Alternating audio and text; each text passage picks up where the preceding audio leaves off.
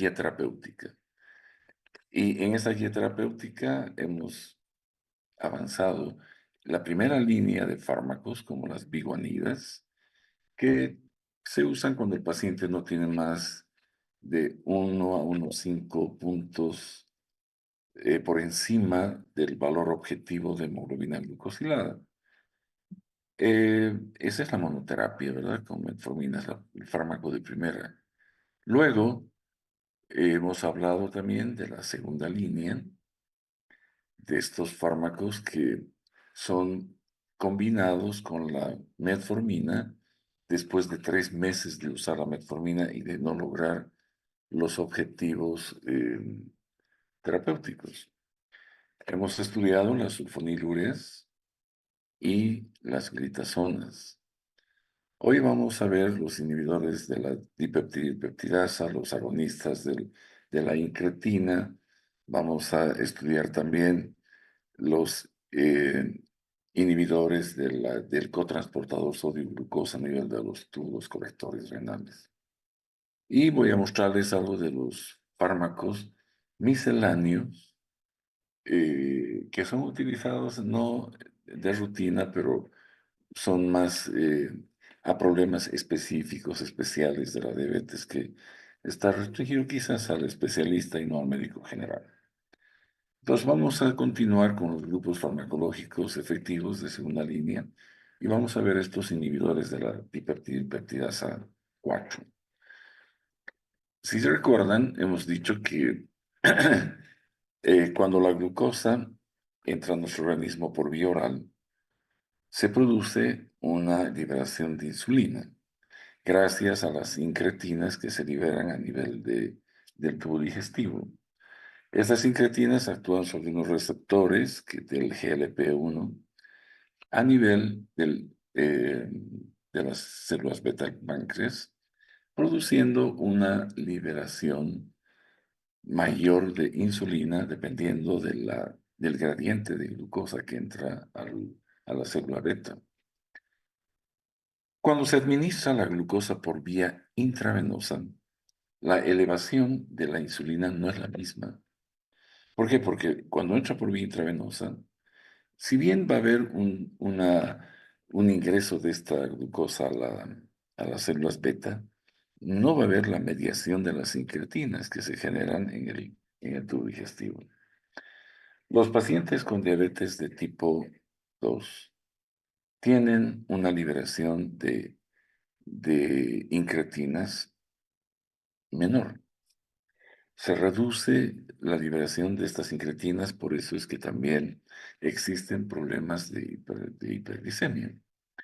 Entonces, el estimular este receptor eh, de una manera, en este caso indirecta, inhibiendo la enzima que destruye a la incretina GLP-1, vamos a prolongar su acción, que es breve, pero vamos a estimular la liberación de insulina.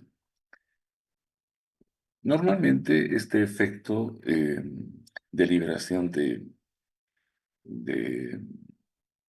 de insulina está asociado a la gradiente de glicemia que existe en el paciente.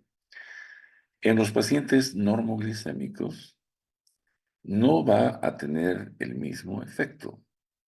Va a disminuir la liberación de insulina. No, las incretinas solo actúan cuando hay un aumento de la glicemia. No así las sulfonilureas, por ejemplo, los que hemos visto, y las meglitinidas, que independiente a la glicemia, pues van a producir siempre liberación de insulina, pudiendo llevar incluso a la hipoglicemia. Es por eso que estas incretinas difícilmente van a estar asociadas con liberación es decir, con hipoglicemia como complicación. Entonces, es lo que les decía, no va a haber hipoglicemia. Es muy, muy poco probable con estos inhibidores de la dipeptidasa 4. ¿Qué acciones tienen? Suprimen la secreción del glucagón. Cuando estimulados en el GLP-1 aumenta la producción de insulina y la insulina, cuando aumenta, suprime el glucagón. Se preserva la integridad de las células de los islotes, estas células beta. Hay una menor apoptosis de las células pancreáticas y además se retrasa el vaciamiento gástrico. Esto contribuye a una disminución del apetito y que en el futuro podría incluso estar asociado a algo de pérdida de peso. Entonces, dentro de las estrategias del tratamiento de la diabetes tipo 2, el aumentar el efecto de las incretinas es uno de los aspectos importantes en la actualidad de los avances del tratamiento de la diabetes. Esto podemos hacerlo con agonistas del mismo receptor que vamos a ver luego, o inhibiendo la degradación de las incretinas que se forman después de una ingesta en la que hay estimulación de estas células, que generan la incretina y la incretina incrementa la producción de insulina. Entonces vamos a hablar de los fármacos. Hablamos de los incretinomiméticos a los agonistas, ¿verdad? Y los bloqueadores de PPP4 son los que van a bloquear la transformación de este péptido y ambos son utilizados pues para la diabetes mellitus tipo 2. Y ambos estimulan de manera permanente al páncreas y esto puede llevar a una pancreatitis como complicación de esta estimulación permanente de las células beta. El efecto adverso generalmente de ambos es la pérdida de peso, por lo que hemos hablado, la náusea, el vómito. ¿Esto por qué? Porque se retrasa el vaciamiento gástrico. Entonces hay un estómago que se llena de la plenitud y puede haber vómito. Y como el paciente tiene la sensación de plenitud, pues deja de comer. Y esto, usado de manera crónica, puede llevar a la pérdida de peso. Si vemos, después de un alimento, a nivel intestinal hay dos tipos de células que producen estas incretinas. Las células L producen el GLP-1 y las células K producen el GIP. El GIP es el péptido inhibidor gástrico, de ahí se llama GIP. Ambos tienen sus acciones. El GLP-1 es inactivado por la DPP4, esta también, y lo que hacen es actuar a nivel de las células beta del páncreas, aumentando la producción de insulina, ambas. Esto va a llevar a una disminución de la glucosa, bueno, una disminución de la producción de glucosa hepática y un incremento de su consumo a nivel de los músculos, lo que va a producir una disminución de la glicemia, que es lo que interesa en el tratamiento de los pacientes diabéticos, ¿verdad? Entonces, tiene sus ventajas y los potenciales beneficios de estos incretinamiméticos es que van a producir una sensación de saciedad a nivel del sistema nervioso central. A nivel de las células alfa que producen glucagón, va a haber una menor secreción de glucagón. En las células beta va a haber una disminución de la producción o aumento de la insulina, perdón, que va a llevar a una disminución de la glicemia y un vaciamiento gástrico retardado, lo que va a disminuir los picos postprandiales de azúcar y además va a llevar al futuro a una disminución del peso. Estas incretinas van a incrementar el tiempo de estos inhibidores, ¿no es cierto?, de la dipeptidasa. Lo que hacen, pues, es incrementar la vida media de las incretinas, de ambos, del GLP-1 y del GIP. Y esto es lo que va a conllevar a todos esos efectos beneficiosos. Estos inhibidores tienen la terminación, se los llama también gliptinas, por la terminación. Todas ellas van a llevar las gliptinas. Sitagliptina, linagliptina, saxagliptina, etc. Ese es el nombre que tienen todos los inhibidores de la dipeptidasa. Los agonistas de GLP-1, vamos a verlos después, todas son las glutidas. Entonces, Las gliptinas, estos inhibidores de la dipeptidasa 4, son aquellas que van a bloquear la conversión de estos dos péptidos a nivel plasmático. Y van a producir ese vaciamiento gástrico retardado, esa disminución del glucagón y obviamente la liberación de mayor cantidad de insulina al dejar que las incretinas estimulen al páncreas. En nuestro medio existen todas estas, excepto la saxaglipina. La alo, la lina, la cita, la evo y la vildagliptina están disponibles en la farmacopea nacional. La reducción de la hemoglobina glucosilada, como ven, no es muy potente. Su eficacia máxima llega a reducir 0,8% de la hemoglobina glucosilada. Son muy costosas, vienen en diferentes preparaciones. Aquí les he puesto más o menos lo que hay en nuestro medio. Se usa una vez por día. El efecto adverso más común es el dolor abdominal, la náusea, el vómito, la diarrea y la nasofaringitis. Hay infecciones respiratorias. Esto vamos a ver luego a qué se debe.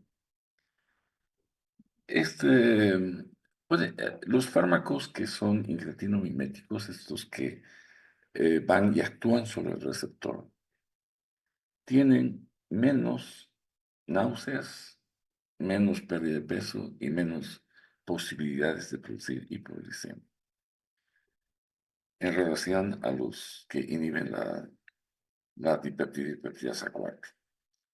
Estos son todos los fármacos que ya les he mencionado. Normalmente la vía es oral. Sirve para un tratamiento ya sea monoterapéutico o combinado para el manejo de la diabetes mellitus tipo 2. El efecto adverso más común de estos fármacos, como he dicho, por la estimulación permanente continua al páncreas es la pancreatitis. Y la que principalmente está asociada a esto es la sitagliptina. Con el peso son neutrales a no ser que los efectos a nivel gástrico conduzcan al paciente a una menor ingesta de alimentos y esto lleve a una pérdida de peso. Puede haber alteraciones por hipersensibilidad a estos fármacos, como es el síndrome de Stevens-Johnson o el angioedema, que puede producirse en la boca, en la región faríngea también. Están contraindicados en la falla renal, excepto la linagliptina que se excreta por el hígado.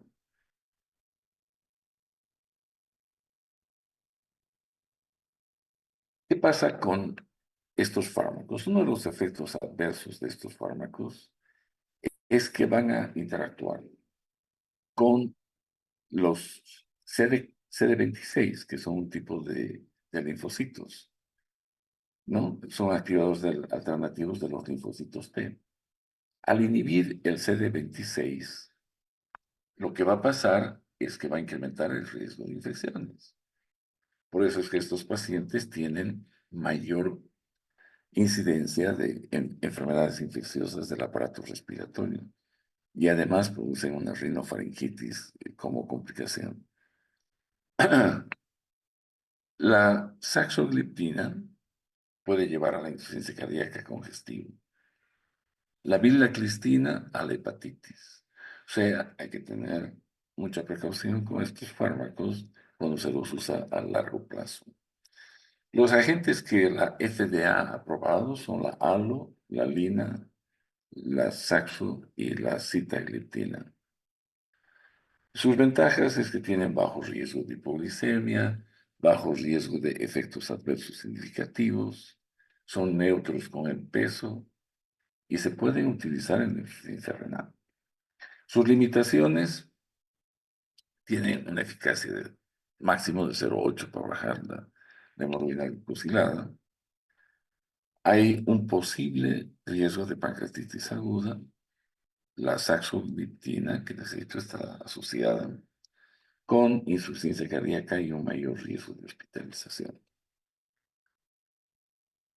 Los incretinomiméticos por otro lado, no son fármacos que van a actuar inhibiendo la destrucción enzimática de las incretinas, sino que van a ir y van a actuar en el receptor de las incretinas, ¿no? Y este es un efecto glucoso dependiente también. Todos ellos tienen una terminación glutida. Allá tenemos la albiglutida, la dulaglutida y otros que los voy a mencionar después. También reducen el vaciamiento gástrico, producen saciedad, exactamente igual que lo que hacen los inhibidores de la DPP4, que lo que hacen es incrementar la concentración de incretina. Estos agonistas se los ha encontrado en la saliva del monstruo de Gila, que es un bicho, un reptil que existe en Europa. Y esto, allá se ha encontrado la hexandin 4, que tenía un efecto hipoglicemiante. Y luego se han sacado los análogos, ¿no? En otros lados, aquí no hay la hexanatida y la lisenzanatida. Luego han habido ya los análogos de la GLP-1, como la liraglutida, y los de acción más larga, como la albi, la dula y la semaglutida. Esta semaglutida en nuestro país y en algunos países está siendo utilizada para bajar de peso a pacientes con obesidad crónica. Ha sido aprobada por la FDA para este uso. En nuestro medio, y son usos de uso parenteral, ¿no? No son por vía oral. Son aplicaciones semanales de este fármaco para bajar de peso, pero debe ser supervisado por un médico. La vía es subcutánea y se usa para la diabetes mellitus. Puede ser en monoterapia o terapias combinadas. El efecto adverso que hemos dicho común es la pancreatitis y los efectos a nivel del tubo digestivo, que puede ser pues la pérdida de peso secundaria, ¿no? De todos estos trastornos digestivos, y la liraglutida, que también ha sido ahora aprobada para la pérdida de peso, que después les voy a mencionar. También para la obesidad ha sido aprobada por la FDA. Las contraindicaciones para usar estos medicamentos, por ejemplo, la exanatida, pues, tiene un efecto adverso, la falla renal. Los efectos adversos que pueden ocasionar estos fármacos están la falla renal, los trastornos, estos tumores endocrinológicos múltiples y el cáncer de tiroides de tipo medular. La lixisenatida es excretada por el riñón. Entonces, en la falla renal no se puede utilizar. El efecto común o más común de estos fármacos es la hipoglicemia.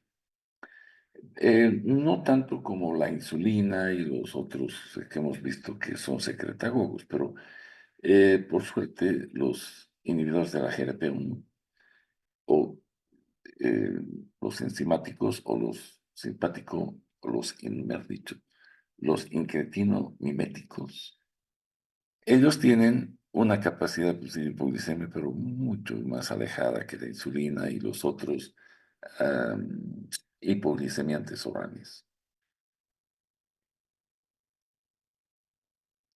El, no, miren, hace no mucho tiempo, ¿verdad? El 2019, la semaglutida oral ha sido desarrollada, pero esto no ha llegado acá. En combinación con el caprilato sódico, se ha probado para el tratamiento de la obesidad o sobrepeso crónico, especialmente y es solo por vía parenteral. Esto ha hecho la FDA el 2021. Aquí en Bolivia ya desde el 22 estaban en Santa Cruz y La Paz vendiendo este fármaco para perder de peso. Obviamente endocrinólogos que traen el producto y lo venden, pero no está puesto en el Infomerc. como fármaco que esté de rutina en las farmacias. Lo traen de contrabando y lo venden carísimo. Pero hay mucha gente que está perdiendo peso con la semaglutida. Los incretinomiméticos tienen eso, ¿no? Que pueden promover la pérdida de peso. Eso es una de las cosas que las está haciendo bastante útiles cuando la diabetes se acompaña de obesidad, en términos de la enfermedad que estamos estudiando. Pueden dar lugar a la pancreatitis aguda, sí lo pueden hacer. Hemos dicho que es un efecto adverso de los dos grupos de fármacos, de los que inhiben la DPPP y los que son incretinomiméticos directos. Y además en algunas personas puede haber esto del cáncer de tiroides o los tumores endocrinológicos múltiples tipo 2. La liraglutida es la que tiene acción más larga de todos ellos. Se prescribe una sola vez al día. Otros, por ejemplo, se tienen que dar 2 veces al día, como la isoniazida. Hay que ajustar la dosis en la insuficiencia renal. Hemos dicho que si no se elimina por vía, si se elimina por vía renal, hay que ajustarlo de todos ellos.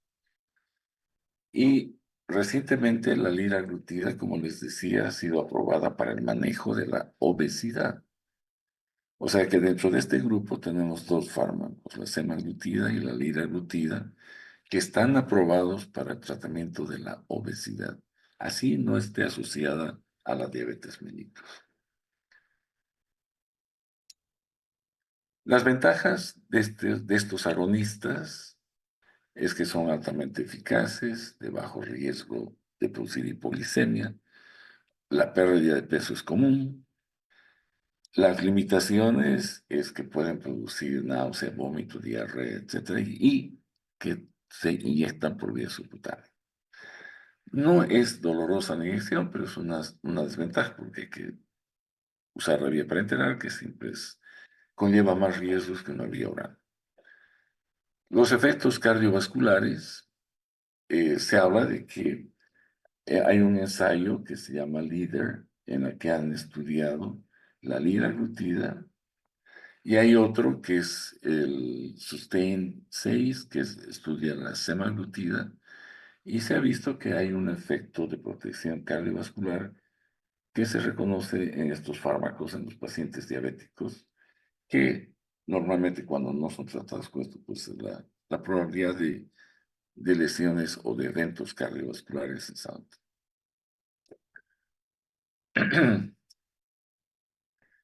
Ahora, hay agonistas duales. Estos fármacos han salido recién, hace no más de 1 año y medio.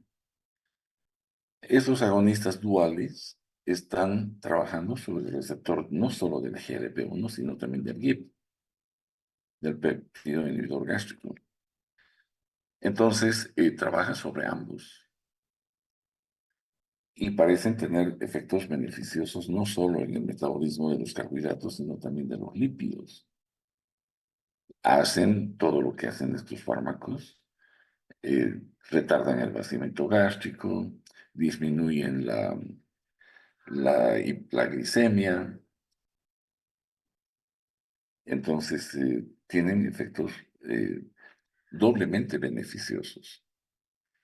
El fármaco que ha sido aprobado por la FDA se llama tersapatida. Este es un agonista dual. Es uno de los primeros que ha salido de este grupo nuevo de fármacos.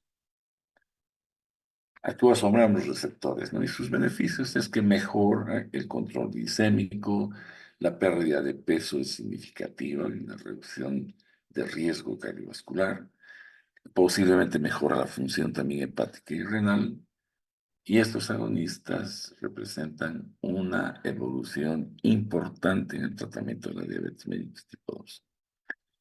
En la actualidad, en nuestro medio no tenemos la tirzepatida, pero seguramente en poco tiempo, ustedes al año, dentro de poco tiempo antes de que egresen, ya este fármaco va a estar disponible para el manejo de la diabetes mellitus tipo 2.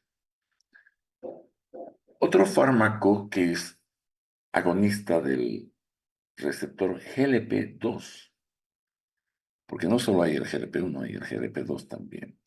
Y el fármaco que estimula el GLP-2 es la T-dilutida. Este fármaco se lo está utilizando, se lo creó para manejar la diabetes mellitus, pero en la actualidad su indicación más importante es el síndrome de intestino corto, porque mejora la absorción de nutrientes en individuos que tienen cirugías que han acortado o enfermedades que acortan toda la superficie de absorción. Estos mejoran. ¿Cuál es el mecanismo de acción de este fármaco? Pues que produce mayor proliferación de células epiteliales en el intestino. El problema es que puede producir cáncer de colon. Y otros síntomas como tipo flu, una especie de resfrío, ¿no? Y alteraciones del péptido inhibitorio gástrico del PIG.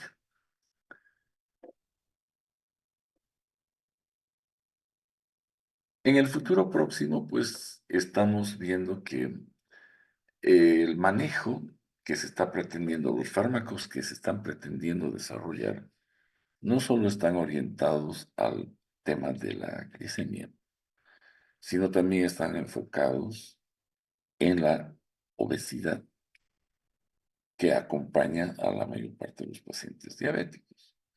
Entonces, se están enfocando sobre todo en el sistema de las incretinas. No, hay un cambio, es decir, el impacto de estos hallazgos está haciendo que el paradigma del tratamiento de la diabetes y la obesidad haya evolucionado, pues, hacia enfoques más integrales de reducir los riesgos cardiovasculares que lleva la obesidad y mejorar la salud cardiocirculatoria. Se están desarrollando varios fármacos, de los cuales algunos que voy a mencionarles, por ejemplo, la survodutida, que es un agonista de los receptores del glucagon y el péptido, el GLP-1. Esto se inyecta normalmente una vez por semana. Está en fase de estudio clínico todavía. Está en la fase 2 clínica en pacientes que tienen diabetes, que con sobrepeso pero sin diabetes. Y se está viendo la forma de utilizar este fármaco para tratar la obesidad crónica que no responde a dietas, el paciente hace ejercicio, no baja de peso, etc. Vamos a ver esto cómo funciona. Por ahora solo tenemos los otros, la semaglutida y la liraglutida.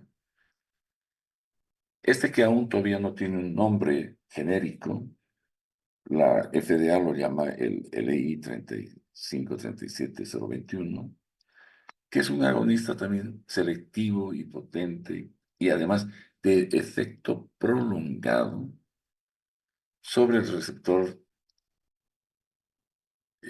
insulino trófico dependiente de glucosa. Este fármaco está en estudio clínico, ha demostrado ser un fármaco capaz de incrementar la sensibilidad a la insulina, es decir, para combatir la resistencia a la insulina, reducir el peso y la glucosa plasmática en ayuno. Entonces también tiene sus efectos interesantes y prometedores, pero habrá que ver los efectos adversos y todo aquello está todavía en fase clínica. Este otro, que es el HSK 7653, esto ustedes pueden encontrar si entran a la página de la FDA. Y van a ver, por ejemplo, es un fármaco interesante, aparentemente es interesante, porque lo que normalmente usamos los inhibidores de la DPP4 son fármacos que tienes que dar cada día, dosis diaria, etc. Este es un inhibidor de la DPP4, pero que tiene 14 días de efecto. Tiene una vida media muy prolongada. Y la administración podría ser bisemanal. Y vamos a inhibir de manera prolongada la dipeptidasa 4. Bueno, habrá que ver cuando salga, parece interesante dentro de ese grupo esa evolución. Bien, otro grupo dentro de la segunda línea de fármacos que pueden ser asociadas a la metformina Está la inhibición del cotransportador de sodio y glucosa en el túbulo renal. Esto lo que hace es justamente impedir que la glucosa sea reintroducida al torrente circulatorio. Una vez que ha sido filtrada, lo que va a hacer es que se elimine por la orina la glucosa. Todas ellas tienen una terminación de glifosina. Se las conoce también como las glifosinas. Allá están la cana, la DAPA y la empagliflozina. Aquí tienen más o menos el esquema. Tenemos acá el tubo colector donde está la orina. Este cotransportador toma la glucosa y la reintroduce en el torrente circulatorio. Si bloqueamos esto, como lo hacen los inhibidores, la glucosa se va a ir al exterior. Y toda glucosa que es filtrada va a ir afuera. Ya les he hablado, no me acuerdo si ayer o antes de ayer, sobre lo que es el, el nivel o criterio de Kahneman, que es un nivel de glicemia en el cual sí o sí va a aparecer la glucosuria. Cuando está la glicemia mayor a 160 miligramos en plasma, el umbral de Kahneman se llama exactamente, es que va a presentarse la glucosuria. Entonces, acá va a haber glucosuria desde el momento en que usemos el fármaco. Esté en 160 o menos o más, vamos a bloquear la recaptación de glucosa y se va a ir la glucosa por la orina. Estos fármacos se los conoce como las glifosinas. Y en nuestro medio tenemos dos, la empagliflozina y la dapagliflozina. La cana no existe en Bolivia. Estos dos sí son fármacos costosos, son nuevos, pero prometen una disminución del riesgo cardiovascular muy importante. ¿Qué hacen? Reducen la reabsorción. Su uso en la diabetes mellitus. Les decía que la DAPA y la EMPA son las que tenemos. Hay otra más que es la ertugliflozina que tampoco hay en el convenio. Se puede utilizar estos fármacos, se usan por vía oral y normalmente se los usa combinados, pero también se los puede usar solos. Tienen algunas complicaciones interesantes que debemos conocer. Puede venir asociada ya en tabletas a la metformina o a cualquier otro de los fármacos de estos. Vamos a ver qué es lo que pasa con ellos. Los efectos adversos normalmente se producen en la orina. Hay un aumento de la glucosa y la glucosa en las vías urinarias es un medio de cultivo que va a llevar a una tendencia de las infecciones del tracto urinario, especialmente en las mujeres. Es más común la Candida albicans que puede complicar y en mujeres pues el prurito vaginal que va a ocasionar esta micosis. Puede a nivel de la orina aumentar el sodio y va a haber una pérdida asociada de agua que va a ser arrastrada por estos electrolitos. Y va a tener un efecto diurético que puede llevar a la hipotensión o a la deshidratación en ciertos pacientes. Muy rara vez esto se ha descrito en estos fármacos, que esas infecciones urinarias pasen rápidamente a ser urosepsis por E. coli.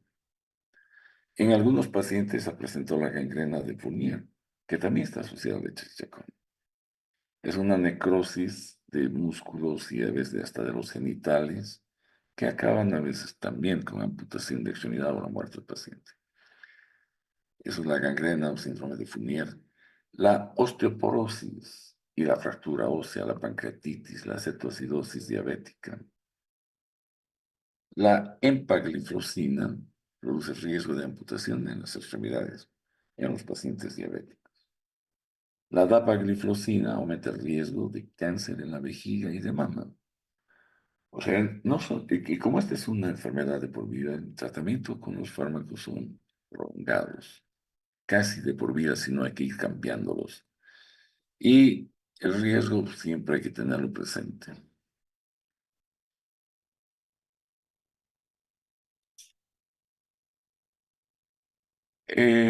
Estos inhibidores de la GLTP2 pueden estar asociados a la cetoacidosis diabética.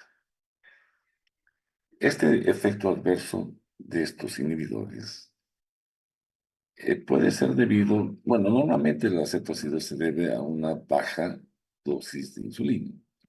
Entonces el paciente hace glicemias, cuerpos cetónicos y bla, bla, bla. Cuando la dosis es baja de insulina, normalmente vamos a ir a un paciente que tiene cetoacidosis, pero estos inhibidores de la GLT2 usados con la insulina van a aumentar la excreción de la glucosa, va a haber euglicemia, lo que al paciente le lleva a pensar que no necesita la insulina. Y la falta de insulina va a producir un fenómeno otra vez de cetoacidosis diabética. Está asociado, debido a este problema, a la cetoacidosis. ¿No? Tienen otros efectos beneficiosos también, como la disminución de la muerte cardiovascular. Esto es lo que está llevando en la actualidad al uso combinado con la metformina de una manera prioritaria en pacientes con riesgo cardiovascular. Antes que asociar con sulfonilureas o las glitazonas, o se está prefiriendo utilizar en los protocolos de pacientes de alto riesgo metformina asociada directamente con un inhibidor del cotransportador este de glucosa y sodio. ¿No? Y se ha visto también que esto disminuye la presión arterial en algunos pacientes. Bien, entonces hasta ahí diría yo que son los fármacos más importantes que un médico general tiene que conocer. Existen otros fármacos que son de tercera línea, digamos, para casos especiales o un especialista que quiera manejar de alguna forma diferente al paciente con diabetes. Dentro de estos están los inhibidores de la alfa-glucosidasa. De esto hemos hablado al comienzo, ¿se acuerdan? Cuando hablábamos de la fisiopatología, decíamos que los almidones y los disacáridos entraban al tubo digestivo y tenían que ser degradados o metabolizados a glucosa simple para poder ingresar al cuerpo por una enzima, que es la alfa-glucosidasa.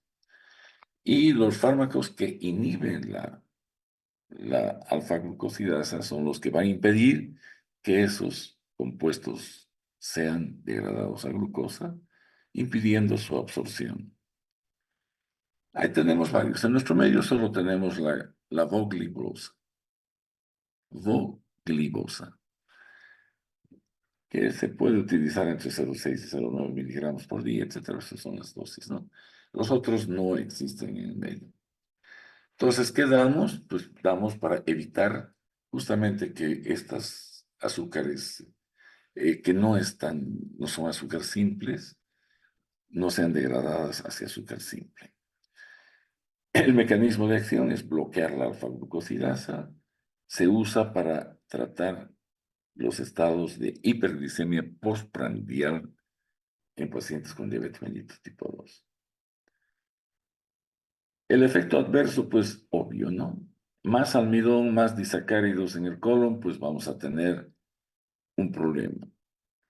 Las bacterias van a alimentarse de estos almidones y disacáridos, va a haber mayor fermentación, va a haber flatulencia.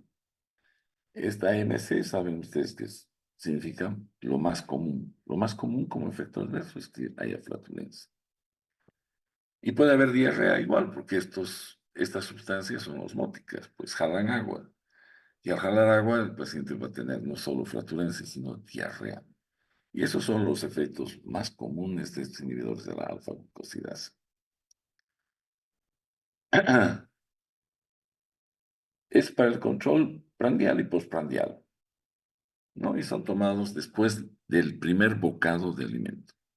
El paciente se pone el primer bocado inmediatamente después tiene que tomar la dosis de Bobigloss. Las contraindicaciones, pues la falla renal, la enfermedad inflamatoria del intestino y la gastroparesia. Están contraindicados en esto porque los efectos en el tubo digestivo van a ser peores. Miren la capacidad que tienen de disminuir la hemoglobina glucosilada hasta 1%. No hay efectos sistémicos, todo es local. Están asociados, no hay hipoglicemia ni ganancias de peso, nada de eso. La inhibición de la enzima, es lo único que vamos a tener flatulencia, diarrea, este tipo de problemas, por la presencia de almidones y disacáridos, ¿no? Bien, otro grupo de estos misceláneos son los amilinos, eh, la amilina es sintética. La amilina es una de las sustancias que produce el páncreas y se ha desarrollado una amilina sintética que se llama la pranlintida. ¿Qué hace la amilina normalmente? Disminuye el vaciamiento gástrico, disminuye el glucagón postprandial, aumenta la saciedad, la sensación de saciedad por una disminución en el tiempo de vaciamiento gástrico. El problema de la pramlintida es que es de uso parenteral. Si bien retarda todo ese vaciamiento gástrico, enlentece la absorción, bla, bla, bla, tiene como efectos adversos la náusea, el vómito y la pérdida de peso. No son usados en la diabetes tipo 2, 1 y 2, porque en la 1 también se usa asociada con la insulina. Este la actuación de esta es diferente, no tiene nada que ver con la presencia o no de insulina. Vean, hay un retraso del vaciamiento, saciedad y menor liberación de glucagón. No tiene nada que ver con la insulina. El paciente con diabetes tipo 1 o 2 puede recibir esto. Diabetes tipo 1 o 2, hiperglicemia postprandial. Puede ser usada con insulina, pero aquí hay que tomar en cuenta algunas cosas. La insulina debe ser reducida a su dosis al menos en un 50% de lo que el paciente recibía si va a usar la planitida adjunta. Y esta sustancia tiene un pH ácido de 4, por lo que no debe ser mezclada con la insulina en la misma jeringa, porque van a haber precipitaciones y se va a tapar la aguja tan delgada que tienen las agujas de insulina. El efecto adverso que puede ocasionar la pranditis es náusea, vómito, pérdida de peso. No, ahora están investigando si la pranditis, si bien es un efecto adverso cuando estás tratando pacientes diabéticos, que pueden estar ya emaciados, flacos, y seguir perdiendo peso, no es nada que nosotros queramos, ni el paciente. Pero están estudiando el uso de la pranditis para el tratamiento de la obesidad, sin diabetes. No está aprobada por la FDA, está en estudio. No he podido encontrar en qué estado está el estudio para la obesidad. No es, no he podido encontrar por ningún lado en la FDA, pero sé que hay un estudio que se está llevando a cabo. Y en algunos misceláneos, pues quiero mencionar algunos que he hablado al comienzo. Por ejemplo, el colesevelam. El colesevelam es una resina fijadora de ácidos biliares. Se puede utilizar en algunos pacientes con diabetes tipo 2 porque inhiben la absorción de glucosa. Al al fijarse con los ácidos biliares, no va a haber absorción de glucosa. La bromocriptina, que es un agonista del receptor dopaminérgico 2, se usa para disminuir la influencia que tiene el hipotálamo en el manejo de la hiperglicemia. Y en algunos tipos de pacientes, más para especialistas, puede haber un efecto beneficioso en pacientes que no responden seguramente a una terapia de las que son de primera y segunda línea. Y estos agonistas duales del receptor PPAR, PPAR gamma y alfa, que les he mencionado, que los que usamos como la pioglitazona y más. Hay otros que están ahora en estudio de que son inhibidores alfa y gamma, ¿no? Que disminuyen los triglicéridos ¿no? Y la glucosa, pues, y estos fármacos no tenemos en nuestro medio, están la saroglitazar y la ragaglitazar, que son misceláneos fármacos que deben saber que existen, pero no hay ni en nuestro medio y en algunas partes donde existen son usados por especialistas. Y con esto habríamos terminado, chicos, el tema de diabetes mellitus tipo 2, desde un enfoque fisiopatológico a un análisis farmacológico y una estrategia farmacoterapéutica.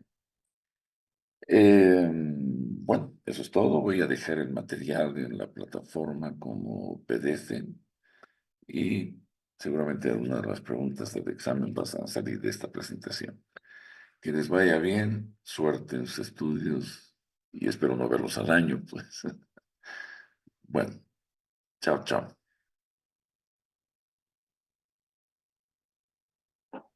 Muchas gracias, doctor.